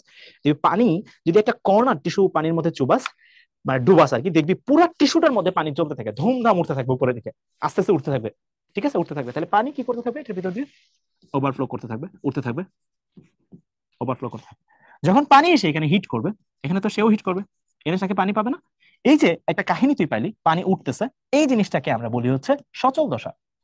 এই যে পানি উঠতেছে, এটাকে আমরা বলি হচ্ছে মোবাইল ফেজ, যে জিনিসটা উঠতেছে আর কি। হ্যাঁ, এটাকে বলা হয় মোবাইল ফেজ, সচল দশা। ইন এ সেন্স তুই বলতে পারোস গতি দশা। ক্রোমাটোগ্রাফির জন্য খুবই ইম্পর্টেন্ট হচ্ছে এই জিনিসটা। এবার যখন এটা হিট করবে, এই পদার্থটা, দেখ আমি যে যে কালিটা নিছি, এটা অর্গানিক, মানে সবুজ কালারের যে ডটটা নিছি, এটা কি অর্গানিক না? হ্যাঁ ভাই, অর্গানিক। তো অর্গানিক, এই যে কালিটা বা ডটটা আছে, এটা তো অনেকগুলা অর্গানিক কম্পাউন্ডের কম্বিনেশন। অবশ্যই ভাই। এবার এই সবগুলা কম্পাউন্ড পানির প্রতি সবাই সেম আচরণ করবে না, এক একজন এক এক রকম আচরণ করবে, ডিফারেন্ট ডিফারেন্ট অ্যাটিটিউড দেখাবে। সো দেখা যায়, এটা যদি তুই প্র্যাকটিক্যাল লাইফে করস, তাহলে দেখা যায় যে এই জিনিসটা যদি এরকম হয়, এটা তো এখানে আছে, দেখা যায় এটা যদি তিনটা জিনিসের কম্বিনেশন হয়, ধর এই কালারটা, এই ডটটা, তিনটা জিনিসের কম্বিনেশন, এ বি সি, তার আদি পজিশন এইটা। তো দেখা যায় এ এখানে চলে আসে, ভালো করে দেখিস, এ এখানে চলে আসলো, তারপর ধর বি উপরে চলে আসলো আরেকটু, বি ধর এখানে চলে আসলো, তারপর দেখা যায় সি এখানে চলে আসলো। তিনটা জিনিসের কম্বিনেশন ছিল, এটা হচ্ছে এ, এটা বি, এটা সি। তাহলে কি হইলো ব্যাপারটা, আমার যে গ্রিন কালারের ডটটা ছিল, ওই ডটটাকে যখন পানি এসে হিট করছে, ধাক্কা দিছে এখানে, তখন এই পানি যখন হিট করছে, তখন এই যে তিনটা এলিমেন্টস এর কম্বিনেশন ছিল, ওই তিনটা এলিমেন্টস পানির প্রতি ডিফারেন্ট ডিফারেন্ট অ্যাটিটিউড দেখায় সে ডিফারেন্ট ডিফারেন্ট ক্যাটাগরিতে মুভ করছে। কারণ তিনজনের অ্যাটিটিউড সেম হবে না। সো যেহেতু সেম হয় নাই, দ্রাব্যতা basically, in a sense you can say দ্রাব্যতা। সো যেহেতু তিনজন একইভাবে রেসপন্স করে নাই, তাহলে দেখ এখানে একটা কাহিনী আছে, এক একটা দ্রব্য এক একটা রকম দ্রাব্যতা, মানে দূরত্ব অতিক্রম করছে। দেখ এইটা তার এই পরিমাণ দূরত্ব অতিক্রম করছে, এ দ্রব্যটা। বি দ্রব্যটা তার ইনিশিয়াল পজিশন থেকে এইটুকু দূরত্ব অতিক্রম করছে। আবার সি দ্রব্যটা তার ইনিশিয়াল পজিশন থেকে এইটুকু দূরত্ব অতিক্রম করছে। এবং এখানে মজার একটা কাহিনী হয়েছে কি, দেখ তিনজনই কিন্তু এবার আলাদা হয়ে গেছে। সো ক্রোমাটোগ্রাফিতেও এই কাজটাই করা হয়, একটা সচল দশা থাকে আর একটা নিশ্চল দশা থাকে, বা স্টেশনারি ফেজ বলে। ওই স্টেশনারি ফেজের মধ্যে যেই এলিমেন্টসটা তুই ফার্স্টে নিলি, ওটার মধ্যে একটা সচল দশা পাঠানো হয়, মোবাইল ফেজ পাঠানো হয়। ও মোবাইল ফেজের মধ্যে যে ডটটা ছিল, ওই ডটটা ডিফারেন্ট ডিফারেন্ট অ্যাটিটিউড দেখায়, এবং ডিফারেন্ট ডিফারেন্ট অ্যাটিটিউডের জন্য তারা ডিফারেন্ট ডিফারেন্ট ক্যাটাগরিতে ভাগ হয়ে যায়, স্প্লিট হয়ে যায়। সো যখন স্প্লিট হয়ে গেল, জিনিসটা কি হলো, আলাদা হয়ে গেল। সো এই পুরো জিনিসটা হচ্ছে বেসিক্যালি ক্রোমাটোগ্রাফি। এখান থেকে আমরা একটা জিনিস বের করি, একটু পরে দেখাবো, এটা মনে রাখিস, এই জিনিসটা মনে রাখিস। এখান থেকে আমরা একটা জিনিস বের করি, আরএফ। এই জিনিসটাও কিন্তু বেশ ইম্পর্টেন্ট, ঠিক আছে, এটা কিন্তু বেশ ইম্পর্টেন্ট। সো আমরা এখান থেকে আরএফ বের করি আর কি। ওকে, সো মোটামুটি একটা আইডিয়া পাওয়া গেল এই জায়গাটায়। ওকে, সো ক্রোমাটোগ্রাফি অবশ্য বুঝছস পুরো জিনিসটাই, এটাও একটা পৃথকীকরণ প্রক্রিয়া। এই কালার না লিখি, এটাও হচ্ছে, এটা দিয়েও আমরা বেসিক্যালি পৃথকীকরণ করি। ডান। সো মোটামুটি এটা আমি হয়ে গেল। ওকে, সো এই জিনিসটা আমি এখানে বুঝাইলাম বেসিক্যালি ক্রোমাটোগ্রাফি কিভাবে কাজ করে। দুইটা জিনিস কিন্তু থাকবে, ক্রোমাটোগ্রাফি মিন্স দুইটা জিনিস থাকবে, খুবই কমন দুইটা জিনিস। একটা থাকবে তোর স্থিতি দশা, আর একটা থাকবে গতি দশা, মানে মোবাইল ফেজ,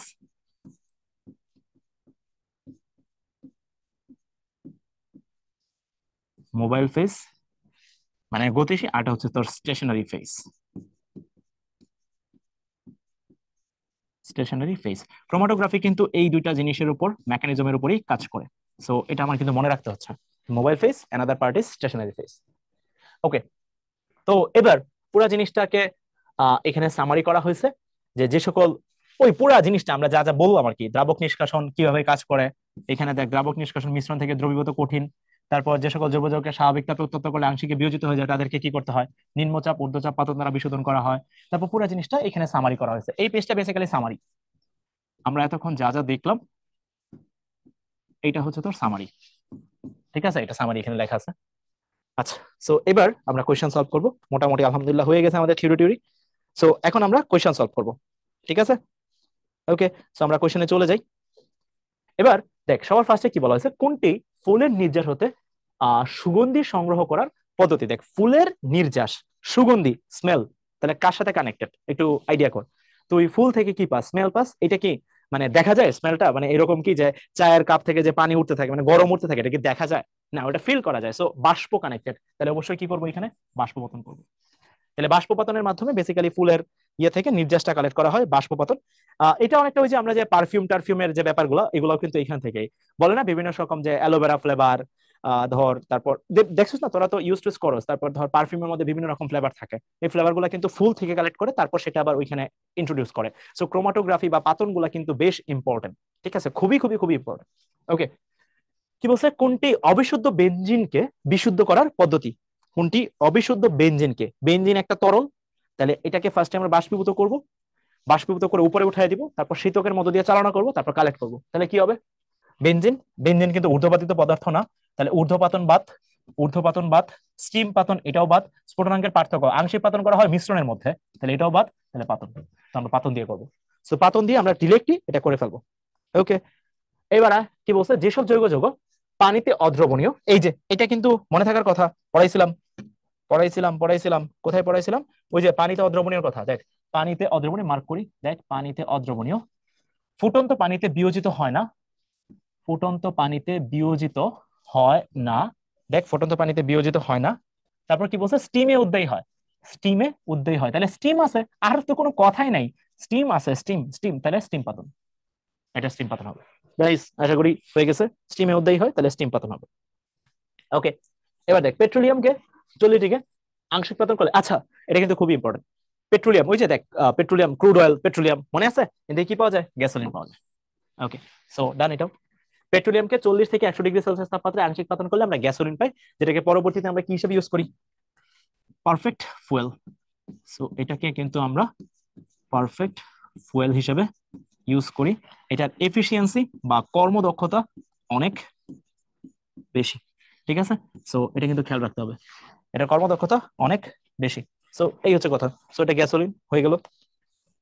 এবার দেখ অপরিশোধিত পেট্রোলিয়াম বিশোধনে যে প্রক্রিয়া অধিক কার্যকর, এটা আমার মনে হয় না দাগানো উচিত তোদেরকে, ওই যে ক্রুড অয়েলের যে ব্যাপারটা বলছিলাম, 9-10 তোরা পড়ছিলি, অর্গানিক কেমিস্ট্রি একদম শুরুর দিকে ছিল, অপরিশোধিত পেট্রোলিয়াম, অপরিশোধিত তেল থেকে আমরা যে কালেক্ট করি সেটা কোনটা, আমি এটা দেখাইছিলাম, কোথায় দেখাইছিলাম, দাঁড়া দেখাই, ক্রুড অয়েলের ব্যাপারে একটা আমি তোদেরকে শিখাইছিলাম, আমার কেন জানি মনে হচ্ছে পড়াইছি, কোথায় পড়াইছি, এই যে ক্রুড অয়েল, এই যে দেখ অপরিশোধিত পেট্রোলিয়াম আমি পড়াইছি, আলহামদুলিল্লাহ কমন পড়ছে এটাও, যা মিলছে, সেরা সেরা, আমি তো সেরা। হ্যাঁ, সো ক্রুড অয়েল, দেখ ক্রুড অয়েলের থেকে এই যে আলাদা করতেছি, তাহলে সেটা কি হচ্ছে, আংশিক পাতন হচ্ছে, তাহলে এখানেও কিন্তু কি হবে, এটা অপরিশোধিত পেট্রোলিয়াম যেটা আছে, কই রে ভাই এত কিছু আগে গেছি, কই অপরিশোধিত পেট্রোলিয়াম, গ্যাসোলিন, এই যে অপরিশোধিত পেট্রোলিয়াম, তাহলে এটা কি হবে, আংশিক, ও সরি বাসনটা সিলেক্ট করা, তাহলে আংশিক পাতন হবে। ডান, এটাও ডান, এটাও ডান, এটাও ডান, হয়ে গেছে আলহামদুলিল্লাহ। এবার দেখ এটা কি বলছে, তরল অবস্থায়, আমরা আসলে থিওরি পড়ে ফেললে পরের জিনিসগুলো আসলে একটু ইনফরমেটিভ, তো তুই যদি একটু মনে রাখতে পারোস তাহলে ইনশাল্লাহ তুই সবই পারবি, হতাশ হওয়ার কিছু নাই। আর এই জিনিসগুলা একটু জাস্ট ঠান্ডা মাথায় চিন্তা কর, তাহলে তুই ফিল করতে পারবি, এই জন্য অ্যাপ্লিকেশন গুলো বারবার বলি, যাতে তুই রিলেট করতে পারোস তোর প্র্যাকটিক্যাল লাইফের সাথে, তাহলে তোর মনে থাকতে সুবিধা হবে। দেখ এটা কি বলছে, তরল অবস্থায় পরিবর্তিত না হয় কঠিন অবস্থায়, ও ও ও কঠিন অবস্থা, এই কঠিন অবস্থা থেকে সরাসরি, এই যে হয়ে গেছে, সরাসরি সরাসরি সরাসরি গ্যাসীয় অবস্থায় রূপান্তরিত, এটা তো মানে বলা উচিত, এটা মনে হয় ঊর্ধ্বপাতন হবে, হ্যাঁ ঊর্ধ্বপাতন হবে, এক্স্যাক্টলি এটা ঊর্ধ্বপাতন হবে, সরাসরি গ্যাসীয় অবস্থায় চলে গেছে, ঠিক আছে। ওকে, কোনটি পানিতে দ্রবণীয় নয়, আচ্ছা এটার খুব ভালো এক্সাম্পল আছে, তারা দেখছিলি কিনা যায় না, আমি দেখাই, তোরা এটা দেখছোস, কোথায় দেখছোস জানোস, দেখ R C double O H plus sodium, না এই সোডিয়ামটা ভালো হয় নাই, সোডিয়াম বাইকার্বনেট রিয়েক্ট করে সোডিয়াম পানি কার্বন ডাই অক্সাইড হয়। তোদের মনে থাকার কথা, এই কার্বন ডাই অক্সাইড এটাকে কিন্তু আমরা যদি ওই যে চুনের পানির মধ্য দিয়ে চালনা করি, তাহলে এখানে কি তৈরি হয়, ক্যালসিয়াম কার্বনেট হয়। এই যে এটা কিন্তু ঘোলা বানায় ফেলে, চুনের পানিটাকে কি বানায় ফেলে, মিল্কি, মিল্কি মানে হচ্ছে মানে দুধের মতো দেখতে আর কি হয় একটা চেহারা, সো ঘোলা হয়ে যায়। তাহলে এইটা কেন ঘোলা হয়, কারণ এখানে ক্যালসিয়াম কার্বনেট তৈরি হয়, যেটা অদ্রবণীয় লবণ। দেখ ভালো করে ভালো করে এই পয়েন্টটা ভালো করে ফোকাস কর, ক্যালসিয়াম কার্বনেট তৈরি হয়েছে, এটা একটা ইনসলিউবল সল্ট, এইটা একটা অদ্রবণীয় নুন, অদ্রবণীয় লবণ, আমাদের দিকে এলাকায় লবণে নুন বলে, যাই হোক তাহলে অ্যান্সার হবে ক্যালসিয়াম কার্বনেট, অদ্রবণীয় লবণ, কারণ এটা দেখ প্রশ্ন কিন্তু বলেই দিছিল, দেখ দ্রবণীয় নয়, তাহলে যেহেতু দ্রবণীয় নয় তাহলে ক্যালসিয়াম কার্বনেট হবে, বুঝাই যাচ্ছে এটা, কারণ ক্যালসিয়াম কার্বনেট কিন্তু দ্রবণীয় হয় না। ওকে, তো যে ক্ষেত্রে বেনজিন দ্রাবক ব্যবহৃত হয় সেক্ষেত্রে বেনজিনের পরিবর্তে কোনটি দ্রাবক হিসেবে ব্যবহার করা যায়? এটা হচ্ছে জাইলিন। আচ্ছা, জাইলিন কারে বলে এটা একটু জানা উচিত না? হ্যাঁ ভাই, জানা উচিত অবশ্যই। বেনজিনটা তো চিনস তোরা, বেনজিন কিন্তু চেনার কথা। বেনজিন হচ্ছে ওই যে কনজুগেট পাই বন্ড, এরকম এরকম, এটা বেনজিন। আর টোলুইন যেটা আছে, টোলুইনের মধ্যে যদি তুই অ্যালকাইলেশন করস তাহলে দুইটা মিথাইল মূলক চলে আসে না? হ্যাঁ, এটা একটা অর্থপ্যারা নির্দেশক।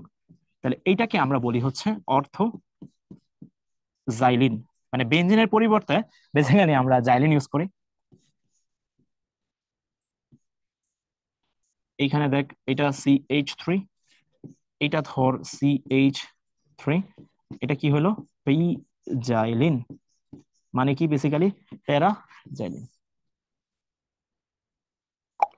ওকে, নাইস, সুন্দর করে বক্স করে দিলাম, এটা বক্স করে দিলাম। এরা কি হিসেবে কেস করে? আচ্ছা, ও জাইলিন কেন বলছি? কারণ অর্থ পজিশন আছে। এটা কি পজিশন?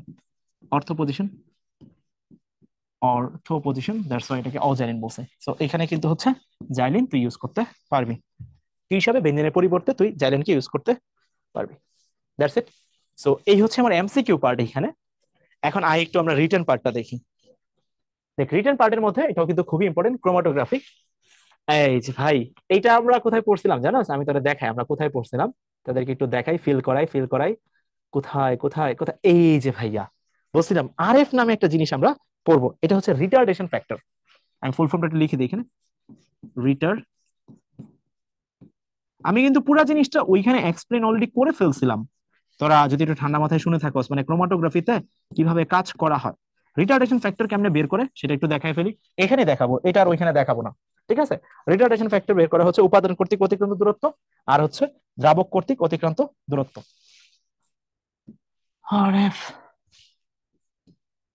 RF, এটা যদি আমরা বের করতে চাই তাহলে এখানে যেটা বের করি, উপাদান কর্তৃক অতিক্রান্ত দূরত্ব,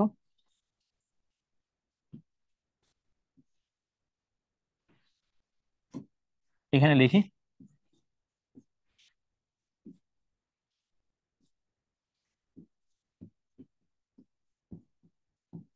উপাদান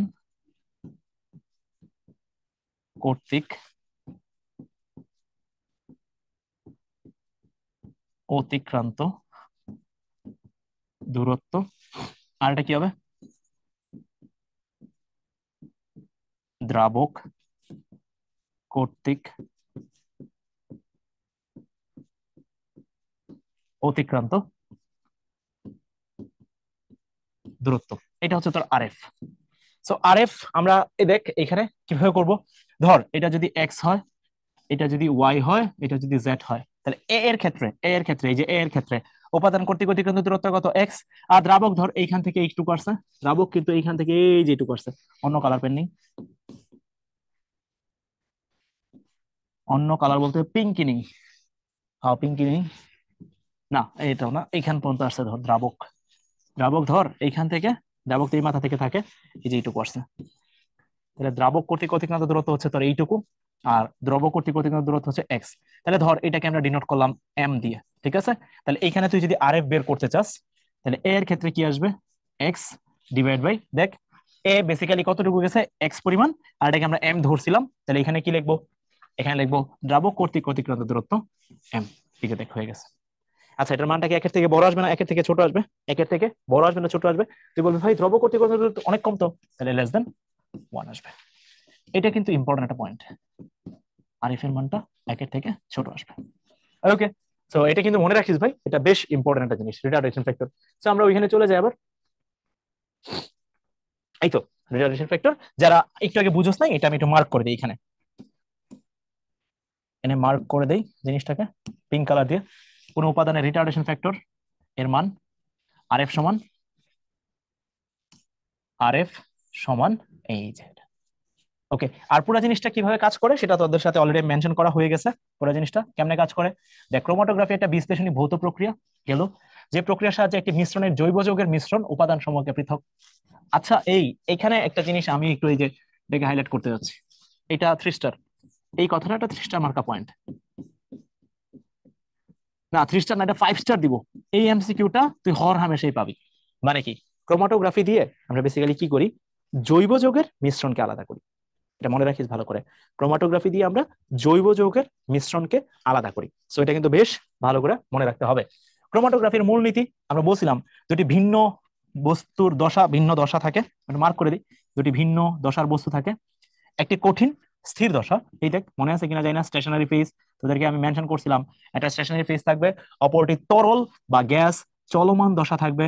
ওকে, মিশ্রণের উপাদান সমূহ উল্লেখিত দশাদ্বয়ের সাথে বিভিন্ন মাত্রার আকর্ষণী হলো এই যে মিশ্রণের, এটা হলুদ কালার মার্ক করি না, কলম দিয়ে ডাস্ট টাইনা দিই। দেখ, মিশ্রণের উপাদান সমূহের উল্লেখিত দশাদ্বয়ের সাথে বিভিন্ন মাত্রার আকর্ষণ, ওই যে তোদেরকে বলছিলাম যখন ওই যে সাদা গ্রিন কালার একটা গোল্লার মধ্যে যে পানি হিট করছিল, মনে থাকার কথা। দেখ আমি মনে করাই, আবার মনে করাই, আবার মনে করাই, এই চিত্রটা ওইখানে আঁকলে ভালো হইতো রে, এখানে বেশি আঁকা হয়ে গেছে। দেখ এই যে দেখ পানি এসে হিট করছিল, মনে তো করে দেখ, মনে করে দেখ, মনে করে দেখ, এটা ছিল আমার সচল দশা, সচল দশা, ঠিক আছে, এটা সচল দশা, তরল সচল দশা, কিন্তু এখানে কি তরল পানি।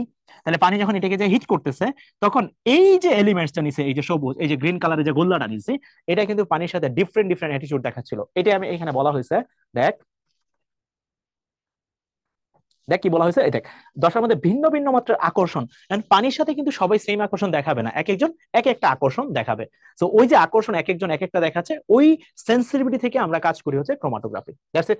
পদার্থের এই যে ভৌত ধর্ম ও পৃথকীকরণ পদ্ধতির মূলনীতির উপর ভিত্তি করে ক্রোমাটোগ্রাফিকে প্রধানত 4 ভাগে ভাগ করা যায়। এখানে কিছু ক্রোমাটোগ্রাফি কথা বলা হয়েছে, আমি একটু টাইপ গুলা বলতেছি। দেখ, অধিশোষণ ক্রোমাটোগ্রাফি একটা, বন্টন বা বিভাজন ক্রোমাটোগ্রাফি একটা, তারপর হচ্ছে আয়ন বিনিময় ক্রোমাটোগ্রাফি একটা, পরিব্যাপন ক্রোমাটোগ্রাফি একটা। ওকে, সো এটা কিন্তু আবার ক্যাটাগরি আছে, দেখ, কলাম ক্রোমাটোগ্রাফি সিসি, তারপর হচ্ছে টিএলসি, এটা মনে রাখিস, এই টিএলসি, এটার ফুল ফর্ম আসে thin layer chromatography, thin layer chromatography, এটার ফুল ফর্ম কিন্তু আসে টিএলসি। মানে টিএলসির ফুল ফর্ম কি, থিন লেয়ার, ওই যে পাতলা স্তর ক্রোমাটোগ্রাফি। তারপর এখানে বিভিন্ন রকম ক্রোমাটোগ্রাফি আছে, দেখ, ক্যাটায়ন বিনিময় ক্রোমাটোগ্রাফি, অ্যানায়ন বিনিময়, গ্যাস ক্রোমাটোগ্রাফি, পেপার, এই যে এটা কিন্তু আমরা পড়ছিলাম পেপার ক্রোমাটোগ্রাফি, এটাই কিন্তু আমরা আঁকছিলাম, এটাই কিন্তু এখানে আঁকছিলাম, ওই যে মনে করে দেখ, এটাই কিন্তু আমরা আঁকছিলাম, ওই যে। তারপর এখানে সবুজ কালারের গোল্লা নিছিলাম, তারপর পানিতে চুবাই দিছিলাম, তারপর পানি যাচ্ছিল, হিট করছিল, তারপর সে 3টা ক্যাটাগরিতে ভাগ হয়ে গেছিল। এটাই হচ্ছে কিন্তু পেপার ক্রোমাটোগ্রাফি, এটাই কিন্তু পেপার ক্রোমাটোগ্রাফি, আমরা আঁকছিলাম এটা। ওকে, এইচপিএলসি ফুল ফর্ম জানতে হবে, HPLC, high performance liquid chromatography, এটা ভালো করে জানতে হবে। 3 স্টার, 3 স্টার মারো, 3 স্টার। এই যে বলে না যে ইম্পর্টেন্ট কিছু দেখতেছি, লাগা 3 স্টার, ঠিক আছে, লাগা 3 স্টার। ওকে, সো এর সাথে গবেষণা হাবিজাবি, মানে হাবিজাবি বলতে এখানে কিছু কথাবার্তা আছে, উচ্চমানের ক্রোমাটোগ্রাফি আছে, এর সাহায্যে গবেষণাগারে, এই শোনো, আমি কিন্তু এখানে একটা কথা বলতেছি, এগুলো কিন্তু একটু মেমোরাইজিং, এগুলো মনে রাখতে হবে, এই জিনিসগুলো কিন্তু ভালো করে খেয়াল রাখো, পুরা জিনিসগুলাই খুবই খুবই খুবই ইম্পর্টেন্ট। তুমি একটা জিনিসও বাদ দিতে পারবে না এখানে, যদি পড়ো ভালো করে পড়বা, কোনোটাই বাদ দিতে পারবে না। এই যে এগুলোর ফুল ফর্ম, তারপর এখানে ক্যাটাগরি ভাগ করা, তারপর এই যে দেখ, পাতলা স্তর chromatography, TLC, thin layer chromatography, এগুলো যেন হচ্ছে কোনোটাই বাদ না যায়, সবগুলা কিন্তু ভালো করে দেখতে হবে। ওকে, এবার এই প্রশ্নটা আমরা একটু 3 স্টার দিয়ে দিই, এই প্রশ্নটা খুবই খুবই খুবই ইম্পর্টেন্ট। কি বলছে, ল্যাসাইন পদ্ধতি ব্যবহার করে জৈব যৌগে ল্যাসাইন পরীক্ষায় সোডিয়াম ব্যবহৃত হয়। এই পেজটা পুরোটাই একটা 3 স্টার মার্কা পেজ, সো ভালো করে খেয়াল রাখবা, পুরো জিনিসটা ভালো করে খেয়াল করবা। ল্যাসাইন পদ্ধতি ব্যবহার করে জৈব যৌগে নাইট্রোজেন, সালফার, হ্যালোজেন মৌল শনাক্তকরণ করা হয়। এই ল্যাসাইন পরীক্ষায় সোডিয়াম ধাতু ব্যবহার করা হয়। আসলে কি হয় খেয়াল করো, ধরো হ্যালোজেন, এটার সাথে sodium always reactive, sodium react করে কি তৈরি করে, সোডিয়াম হ্যালাইড তৈরি করে, এটার একটা কালার আসে, এই কালার দেখে আমরা বেসিক্যালি হচ্ছে হ্যালোজেন আইডেন্টিফাই করি। সেম ভাবে নাইট্রোজেন, সালফার, এগুলোও, সো সোডিয়ামের সাথে রিয়েক্ট করা একটা সল্ট তৈরি করা হয়, সোডিয়াম নাইট্রেট হতে পারে, তারপর সোডিয়াম সালফাইড হতে পারে, এরকম সল্ট তৈরি করা হয়। তারপর ওই সল্টের একটা স্পেশাল ক্যাটাগরি কালার দেখে আমরা তারপর সেটাকে শনাক্তকরণ করি। জৈব যৌগে এরকম মানে মৌলগুলো শনাক্তকরণ করার জন্য আমরা বেসিক্যালি ল্যাসাইন পরীক্ষা করি। মনে রাখবা, ল্যাসাইন পরীক্ষা কি ইউজ করা হয়, সোডিয়াম ধাতু ব্যবহার করা হয়। পরে যেটা পয়েন্ট, ওই যে আমরা সচল দশা নিশ্চল দশা বলছিলাম না, এটা কিন্তু ভালো ইম্পর্টেন্ট। যেরকম কলাম ক্রোমাটোগ্রাফি, স্থির মাধ্যম কঠিন, চলনশীল মাধ্যম তরল, মনে রাখতে হবে এটা। পাতলা স্তর টিএলসি, এটা হচ্ছে ভাইয়া টিএলসি, পাতলা স্তর ক্রোমাটোগ্রাফি, এটা কঠিন, স্থির মাধ্যম কঠিন, চলনশীল মাধ্যম তরল।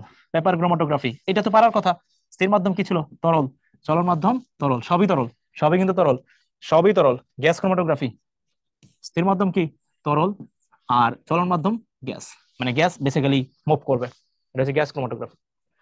ওকে, সো এবার দেখো নিচের কোনটি গ্যাস ক্রোমাটোগ্রাফিতে বাহক হিসেবে ব্যবহার করা যায় না। এটা যদি আমরা চিন্তা করি, বাহক হিসেবে ব্যবহার করা যায় না, বাহক হিসেবে ব্যবহার করা হয় না হচ্ছে অক্সিজেন। ওকে, সো এটা গেল। এবার পরেরটা আসো, নিচের কোন পদ্ধতিতে জৈব যৌগের পৃথকীকরণ ও বিশুদ্ধকরণ করা হয়? এটা আমি তোমাদেরকে 3 স্টার দিয়েছিলাম, দাঁড়াও আমি তোমাদের দেখাই কোথায় 3 স্টার দিয়েছিলাম।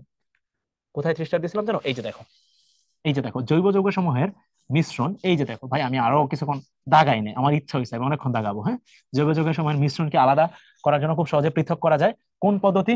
ক্রোমাটোগ্রাফি। তাহলে চলো এখানে চলে আসি, ক্রোমাটোগ্রাফি। এই যে দেখো ক্রোমাটোগ্রাফি চলে আসছে, চলে আসছে ক্রোমাটোগ্রাফি। সো ডান এটা।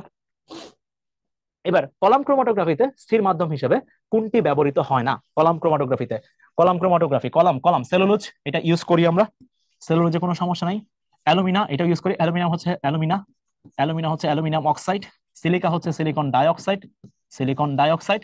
সেলুলোজ, সেলুলোজ এটা বিশাল বড় একটা স্ট্রাকচার, আলফা গ্লাইকোসাইড বন্ধন, বা ওই যে তোমরা পড়বা আর কি, যখন বায়ু অনুসমের রসায়ন পড়াবে ওইটা তখন পাবা। আচ্ছা, উল এটা বেসিক্যালি ব্যবহার করা হয় না, তাহলে অ্যান্সার হচ্ছে এটা ব্যবহার করা হয়, এটা ব্যবহার করা হয় না, তাহলে অ্যান্সার হচ্ছে ডি। ওকে, ডান, এটা হয়ে গেল। জৈব যৌগের নাইট্রোজেন, সালফার, হ্যালোজেন মৌল শনাক্তকরণ পদ্ধতিকে একটু আগে বলছিলাম লেসাইন পরীক্ষা, যেখানে সোডিয়াম ধাতু ব্যবহার করা হয়। লেসাইন পদ্ধতি, লেসাইন পরীক্ষা, যেখানে কি ব্যবহার করা হয়? সোডিয়াম ধাতু, সোডিয়াম ধাতু। ওকে, গেল এটা। এবার আমরা হচ্ছে পরের ভার, এখানে পরের টাইপটাতে আসবো, টাইপ 11। এবার দেখ ক্লাসের শ্রেণী বিভাগ, এটা একটু ঠান্ডা মাথায় দেখিস, এখানে একটা ম্যাথ আসে, মাঝে মাঝে আসে, আর সব সময় আসে বলবো না, মাঝে মাঝে এটা আসে। ঠিক আছে, সো এটা আমরা একটু ভালো করে দেখবো, ক্লাসের শ্রেণী বিভাগ। ওকে, সো এই পেজটা আসলে সত্যি কথা বলতে তুই যদি পড়তে পারোস খুবই চমৎকার।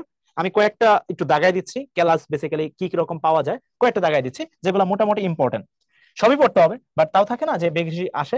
দেখ, এই গ্রাফাইট এটা ইম্পর্টেন্ট, কুয়ার্স এটা ইম্পর্টেন্ট, দুজনেই হচ্ছে হেক্সাগোনাল। ওকে, এটা গেল। তারপর এখানে ক্যালসাইট, ক্যালসাইট হচ্ছে বেসিক্যালি ক্যালসিয়াম কার্বনেট, এটা ইম্পর্টেন্ট। তারপর এখানে সোডিয়াম সালফেট, এটা ইম্পর্টেন্ট, এটা বেসিক্যালি মনোক্লিনিক। তারপর সোডিয়াম ক্লোরাইড, তারপর হচ্ছে এইখানে জিপসাম। এটা যেগুলা কমন কমন, দেখ সবই কমন কমন দেখাচ্ছি, এই কয়েকটা মোটামুটি বেশি আসে। টেট্রা, টেট্রাগোনাল যেটা, এটা হচ্ছে হচ্ছে যে টিন অক্সাইড, না এটা আমি বেশি দেখিনি। রম্বিক সালফার, বেরিয়াম সালফার, এই সবই পড়তে হবে, বাট এখানে আমি একটু মার্ক করে রাখলাম। কোনটা কোনটা মার্ক করছি বলতো? কিউবিক বা ঘনক, তারপর এটা মার্ক করলাম। তারপর তোকে মার্ক করলাম 6 নাম্বার রম্বোহেড্রল। তারপর 7 নাম্বার হচ্ছে হেক্সাগোনাল। আসলে এই পুরো জিনিসটা হচ্ছে 3D কেমিস্ট্রি আর কি। হ্যাঁ, 3D কেমিস্ট্রি একটা পার্ট, মানে ক্যালাস অ্যাকচুয়ালি তুই যদি মাইক্রোস্কোপিক কোনো একটা ডিভাইসের নিচে দেখোস বা পাওয়ার পর সেটাকে দেখতে কিরকম মনে হবে বা দেখতে কিরকম দেখা যায়, ওই জিনিসটা এখান থেকে বের করা যায়, এবং এটা বের করার একটা ফর্মুলা আছে। দেখ আমি সেই ফর্মুলাটা তোদেরকে একটু পরিচয় করায় দিচ্ছি। দেখ, ব্যাসার্ধের অনুপাত ও ক্যালাসের আকৃতি, সবাই একটু খেয়াল কর, মানে এটা কেমনে আসে, এটা ফর্মুলা আছে। দেখ, এখানে ফার্স্টে কি করা হয়েছে, ব্যাসার্ধের অনুপাত আরসি বাই আর এ, ক্যাটায়নের ব্যাসার্ধ ডিভাইড বাই অ্যানায়নের ব্যাসার্ধ। যদি অনুপাতের সীমা 0.23 থেকে 0.414 হয়, তাহলে সন্নিবেশ সংখ্যা হয় 4, এবং এটা শেপটা কিরকম হয়? টেট্রাহেড্রাল, চতুস্তলকীয়। যদি 0.414 থেকে 0.73 হয়, তাহলে তোর সন্নিবেশ সংখ্যা হবে 6, এবং এখানে তার শেপটা কি হবে? অষ্টতলকীয়। 0.73 থেকে 1.0, 0.73 থেকে 1.0, সন্নিবেশ সংখ্যা 8, এবং এটা হচ্ছে বস্তু কেন্দ্রিক ঘনক 1-এর ঊর্ধ্বে হইতেই পারে, তাহলে এখানে সন্নিবেশ সংখ্যা 12। এটা কিন্তু বেশ বড় পার্শ্ব কেন্দ্রিক ঘনক, এটা কিন্তু বেশ বড় একটা স্ট্রাকচার। ঠিক আছে, বেশ বড় একটা স্ট্রাকচার। ওকে, সো এগুলো একটু ভালো করে খেয়াল রাখতে হবে। ক্যাটায়নের ব্যাসার্ধ ডিভাইড বাই অ্যানায়নের ব্যাসার্ধ। আসলে এখানে এমসিকিউ বা রিটেনে কি আসে? এই সন্নিবেশ সংখ্যাটা বের করতে দেয়, সন্নিবেশ সংখ্যাটা বের করতে দেয়, প্রথমটাই সন্নিবেশ সংখ্যা, প্রথমটাই আমার অনুপাত। দেখ আমরা এই অঙ্কটা করি। ক্যালসিয়াম 2+ আয়নের ব্যাসার্ধ এবং ফ্লোরিন আয়নের ব্যাসার্ধ 136 পিএম। পিএম মানে হচ্ছে পিকোমিটার, পিএম মানে কি? পিকোমিটার। ক্যালসিয়াম ফ্লোরাইডের স্ফটিকে, স্ফটিক মানে ক্যালাস, ক্রিস্টাল, স্ফটিক মানে ক্যালাস, বা এটাকে তুই বলতে পারো ক্রিস্টাল, ক্রিস্টালে সন্নিবেশ সংখ্যা কত? এটা তোকে বের করতে বলছে, তোর কাছে ব্যাসার্ধ দেওয়া আছে, তাহলে ফর্মুলা কি ছিল? ক্যাটায়নের ব্যাসার্ধ ডিভাইড বাই অ্যানায়নের ব্যাসার্ধ। তাহলে ক্যাটায়নের ব্যাসার্ধ কত আছে? 99 ডিভাইড বাই কত? আচ্ছা আমি এদিকে লিখি, এইদিকে লিখি, কারণ এটা হিসাব করতে হবে। 99 ডিভাইড বাই 136। আমি এই হিসাবের সুবিধার্থে এটাকে 100 ধরে নিলাম, কারণ আমার হাতে তো ক্যালকুলেটর নাই, হিসাব তো করতে হবে। হ্যাঁ, ভাগ কর, 2 দিয়ে ভাগ কর, কত আসে বলতো? এটা আসবে 50, আর 6 দিয়ে 12, এটা হবে 68। আবার ভাগ করি 25/34 হিসাবে সুবিধার্থে। আবারও আমরা কি করব জানোস, 25/35 ধরবো, মানে কাছাকাছি তো। একবার এখানে বাড়াইছিলাম, একবার লবে বাড়াইছিলাম, আর একবার হরে বাড়াইছি, জিনিস কিন্তু ঘুরে ফিরে একই রয়ে গেছে। হ্যাঁ, তাহলে এবার 5 দিয়ে কাটাকাটি যায়, মানে এটা কাটাকাটি করার জন্য আর কি 5, নিচে হচ্ছে 7। তাহলে মোটামুটি ভাবে এরকম একটা রাশি আসবে। এটা কিন্তু আবারও বলতেছি এক্সাক্ট না, ক্যালকুলেশনটা তোকে জাস্ট আমি ডিল করাইতেছি কিভাবে খুব সহজে অ্যান্সারটা নিয়ে আসা যায়। আমার কাছে হচ্ছে এটা। তাহলে দেখ ভাগ করি, বাংলা ভাগ বাংলা ভাগ বাংলা ভাগ। ওকে, সো যাচ্ছে না সাতের মধ্যে, 0.5 দিব, এখানে 0 হবে, 7 7 49, তাহলে এইখানে হচ্ছে 1, তাহলে আবার এখানে একটা 0 দিয়ে দিব, 7 1 7, তাহলে এখানে 3। আর করার দরকার আছে না ভাই? তাহলে তুই দেখ একটা আইডিয়া কিন্তু পাই গেছো।